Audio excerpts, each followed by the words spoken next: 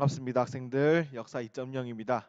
자, 지난 시간에 이어서 오늘은 조선 후기 정치의 흐름을 살펴보도록 하겠습니다.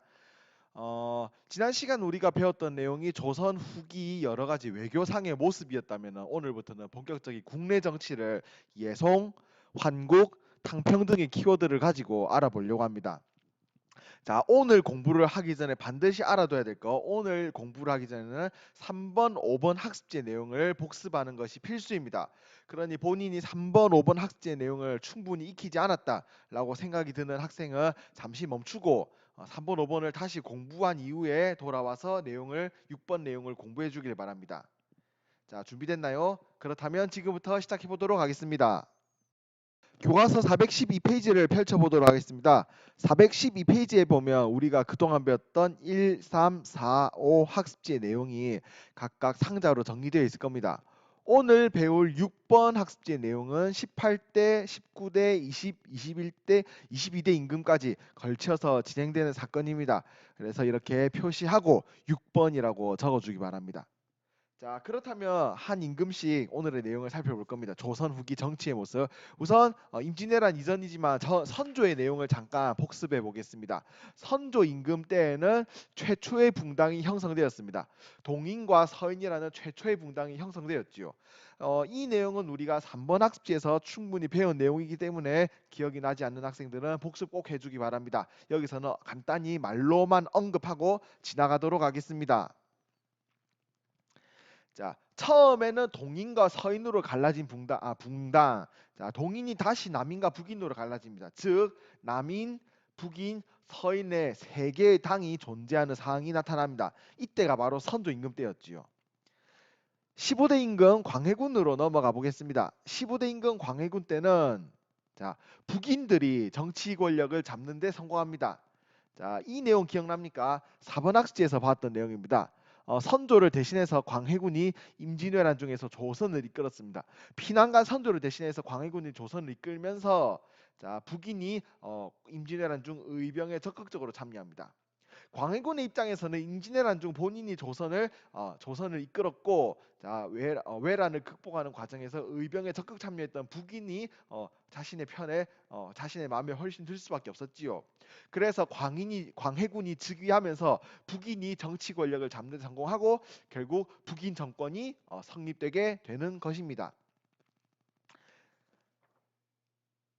하지만 광해군에 대한 서인의 반발, 우리가 지난 시간에 배웠던 내용입니다. 5번 학습지에서 배웠습니다.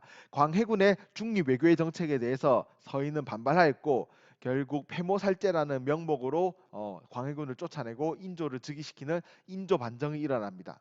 서인에 의해 인조 반정이 일어나고 결국 새 임금인 인조가 16대 임금으로 즉위하게 됩니다. 자, 16대 임금 인조로 넘어가 보겠습니다. 자, 인조 반정을 걸치면서 광해군이 쫓겨납니다. 당연히 광해군과 같은 편에 있었던 북인 또한 몰락하게 되고 인조 반정을 주도했던 서인이 정치 권력을 잡습니다. 그리고 서인이 친명배금 정책을 펼치면서 정묘, 병자의 두 차례 호란이 발생했다는 내용은 우리가 5번 학습지에서 배웠습니다. 기억나지 않는 학생들은 반드시 복습해 주길 바랍니다. 그리고 서인이 정치 주도권을 잡은 상황에서 일부 남인이 정치에 참여하는 모습이 나타납니다. 서인이 주도하고 남인이 참여한 이런 형태의 붕당 정치가 전개되었던 것이죠.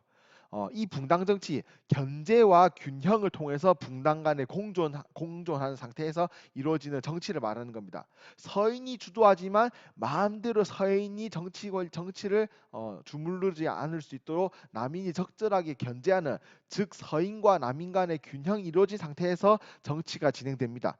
붕당 정치가 16대 인조 임금 때부터 본격적으로 전개됩니다. 다음 17대 임금 효종으로 넘어가 보도록 하겠습니다.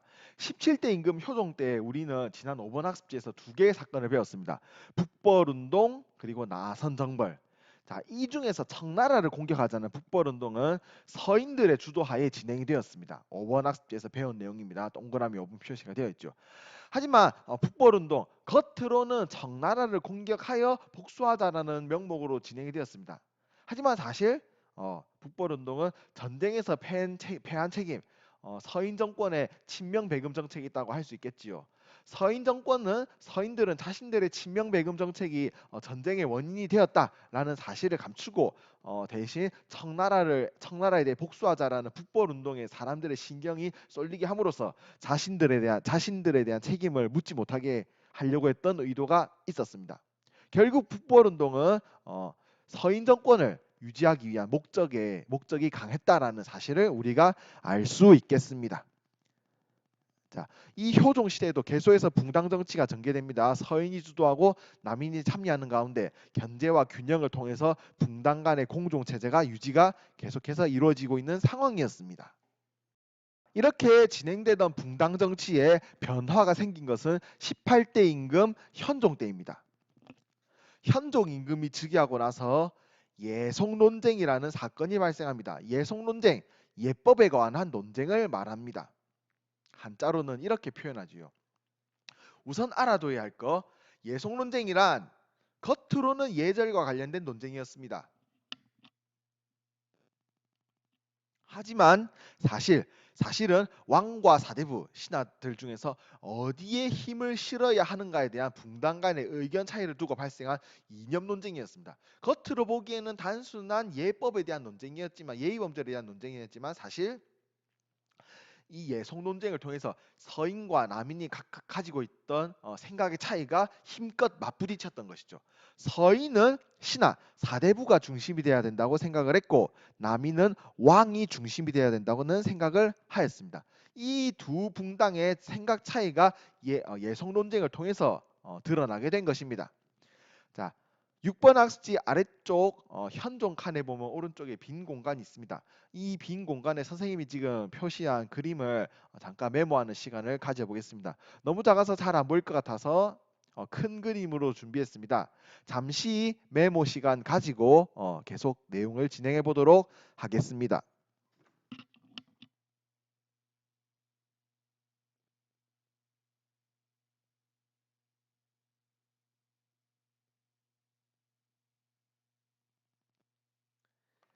자, 이 예속 논쟁을 알기 위해서는 효종의 가족 관계를 조금 이야기해야 됩니다. 효종은 본래 소현세자라고 불리는 형이 있었습니다. 하지만 이 소현세자가 젊은 나이에 사망하면서 둘째였던 복림대군이 왕위에 오르게 된 것입니다. 이 복림대군이 바로 17대 임금 효종이 된 것이죠. 자, 예속 논쟁은 효종이 죽고 난 이후에 효종을 바라볼 때 원래는 둘째인 효종을 왕이니까 특별히 첫째 아들 취급할 것이냐, 아니면 왕이긴 해도 원칙대로 둘째 아들 취급을 할 것이냐를 놓고 벌어진 토론입니다. 우선 1차 예송, 기의 예송입니다. 효종이 사망했습니다. 효종에게는 배다른 어머니 자의대비 조씨가 있었습니다. 줄여서 조대비라고 합니다. 효종이 죽고 배다른 어머니인 자의대비 조씨가 상복을 얼마나 입어야 하느냐를 놓고 이제 의견이 충돌합니다. 원래 법에 따르면 엄마는 첫째 아들이 죽었을 때 3년을 입어야 됩니다. 둘째 아들 이하가 죽었을 때는 엄마가 1년을 입어야 됩니다.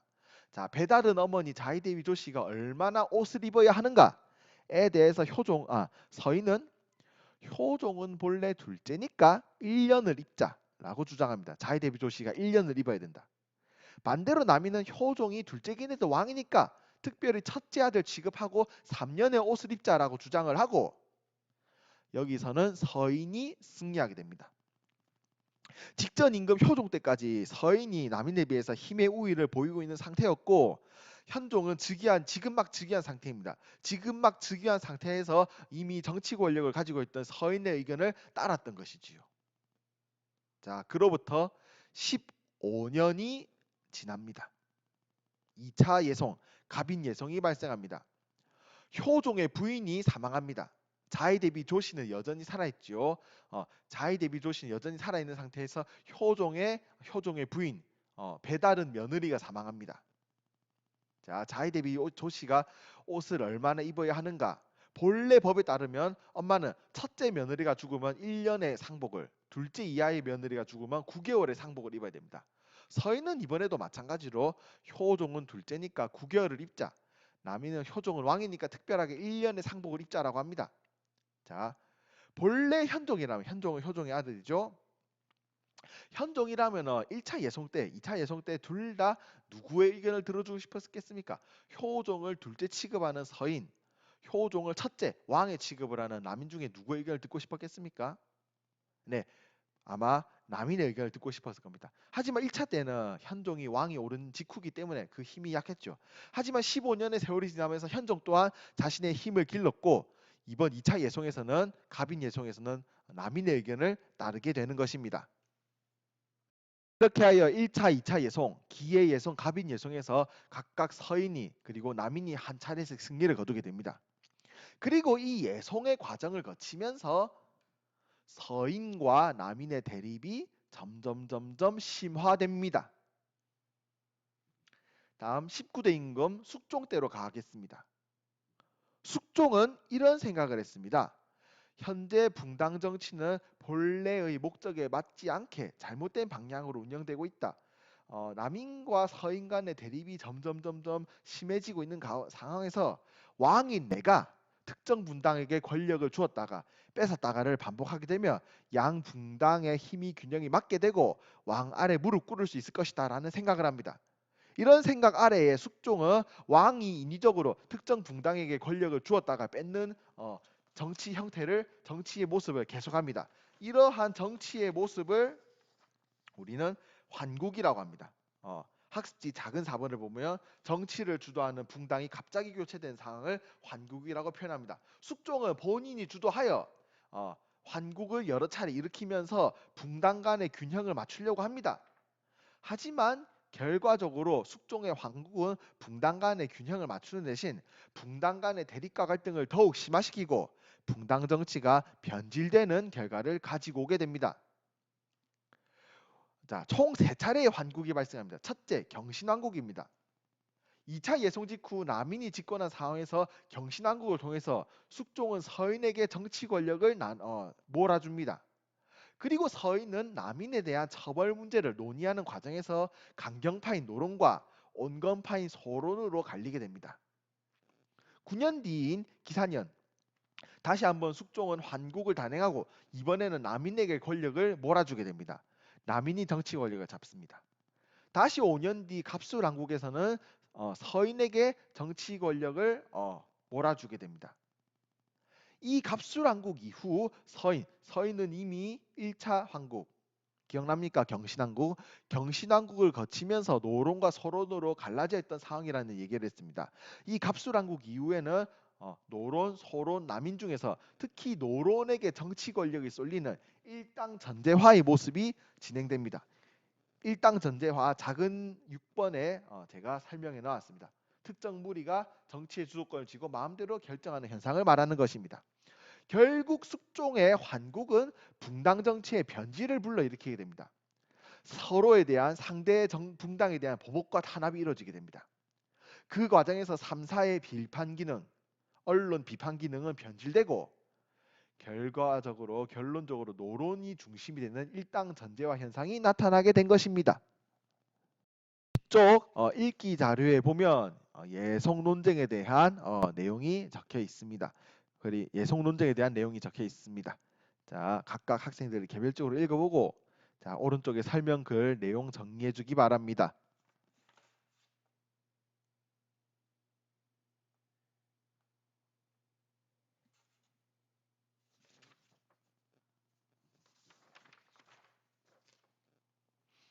자, 이렇게 붕당 정치가 변질된 상황에서 21대 임금 영조가 즉위합니다. 영조는 당평 정치를 주장하였습니다. 작은 7번을 보면 당평이 무엇인지에 대한 설명이 있습니다. 영조 21대 임금이었던 영조와 22대 임금이었던 정조는 붕당 간의 대립을 갈등을 극복하고 이제 여러 붕당들이 서로 공존하기 위한 정책을 추진하였습니다. 이러한 정치를 통틀어서 당평 정치라고 합니다. 영조는 본인이 주장한 당평 정치에 찬성하는 사람들을 신하들을 모아서 당평파라 이름 짓고 이 당평파를 중심으로 정치를 운영하였습니다. 정치를 위해서 영조는 각 지역에 있던 학문 연구기관 서원을 정리합니다. 여러 신하들이 출신 서원에 따라서 붕당이 갈리고 있는 상황이었기 때문에 서원을 없앰으로써 여러 신하들을 하나로 묶을 수 있다라고 생각을 했던 거죠. 오늘날과 비슷한 개념을 얘기하자면 출신 학벌에 따라서 이제 신하들이 나눠져 있던 겁니다. 이런 학벌에 대한 차이를 없애기 위해서 서원을 정리한 것입니다.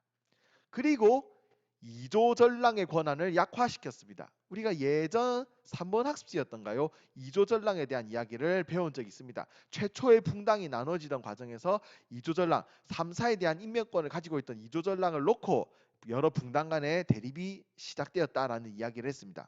영조는 이조전랑이 3사에 대한 관리 인명권을 가지고 있던 것이 있었기 때문에 붕당 간의 대립이 심했다라고 생각을 하고 이조전랑의 힘을 약화시킵니다. 그리고 학습지에 없는 내용 하나 더 추가하겠습니다. 당평비, 당평에 대한 뜻을 알린 새겨놓은 당평비를 전국 각지에 설치하면서 당평 정치를 적극적으로 주도하였습니다.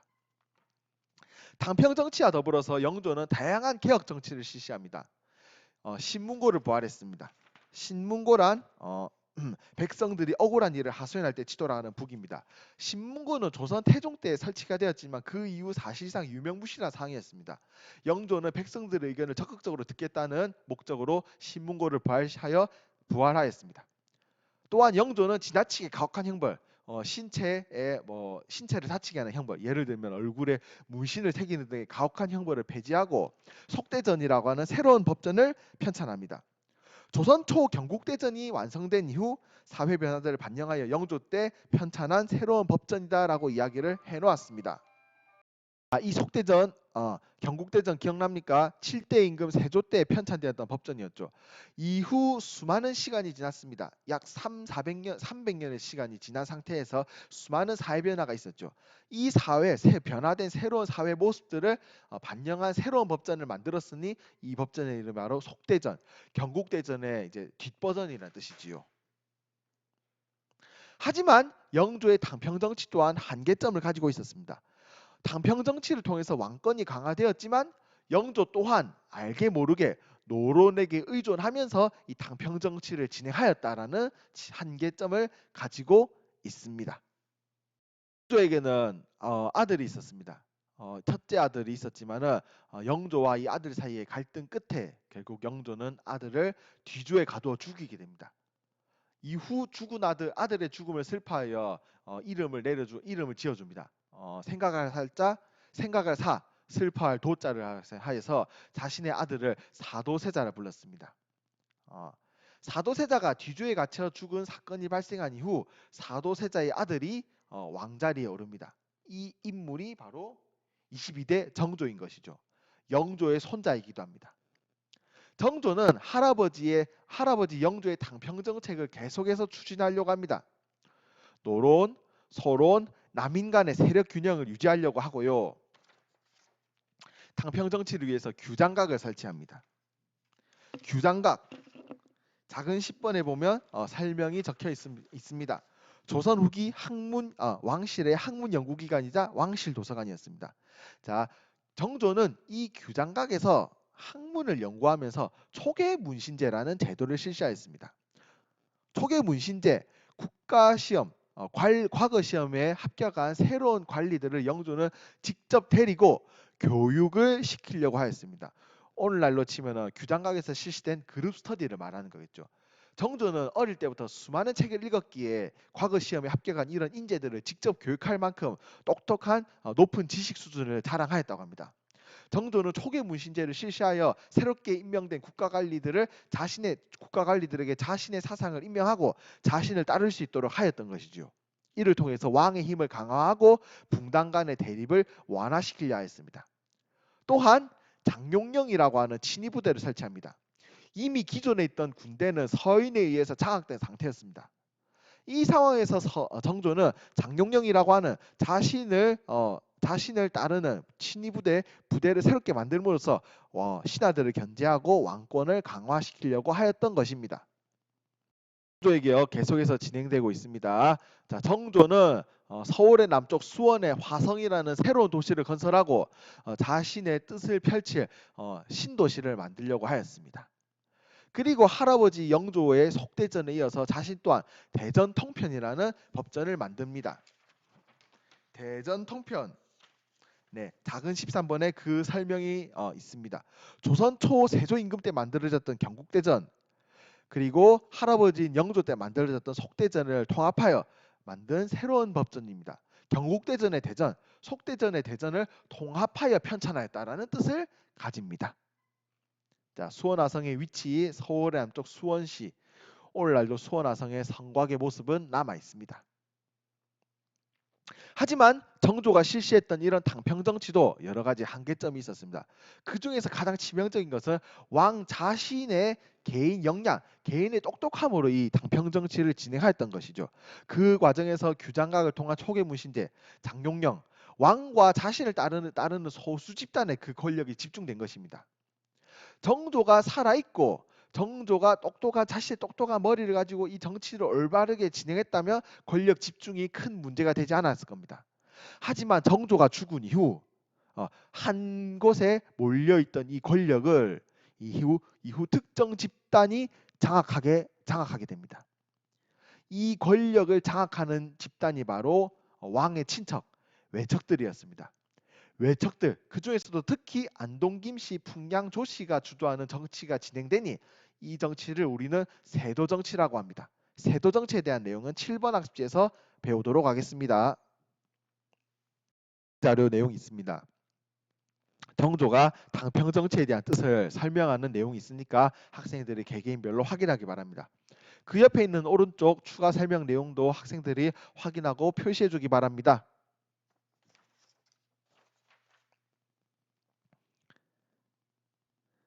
자, 교과서 정리하기 넘어가겠습니다. 157쪽부터 시작합니다.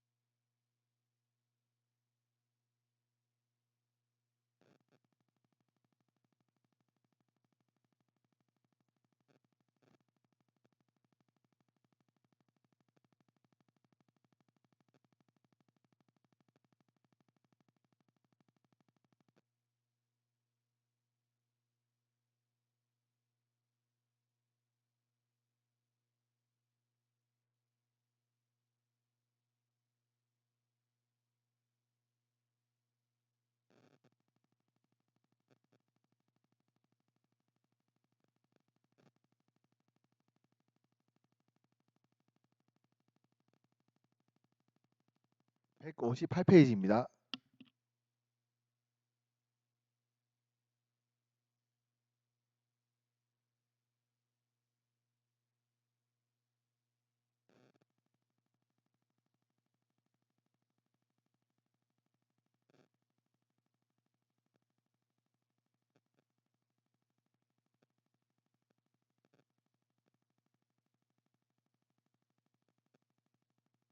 백 59페이지입니다.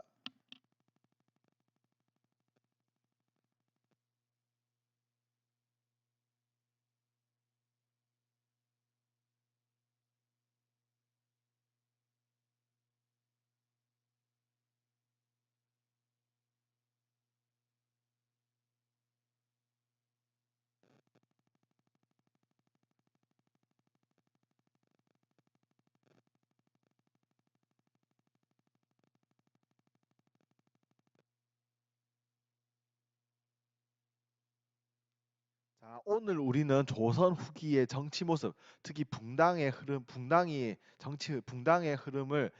모습을 예송, 환국, 탕평의 과정을 통해서 각각 살펴보았습니다.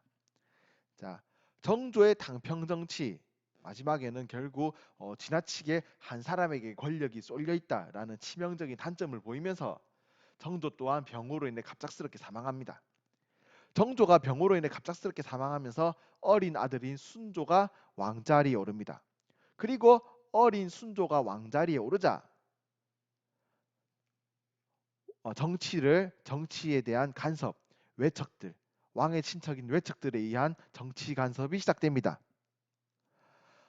다음 시간에는 외척들에 의한 세도 정치의 발생, 그리고 세도 정치에 따른 삼정의 문란과 농민봉기의 내용을 한번 학습지에서 살펴보도록 하겠습니다. 다들 수고 많이 했습니다.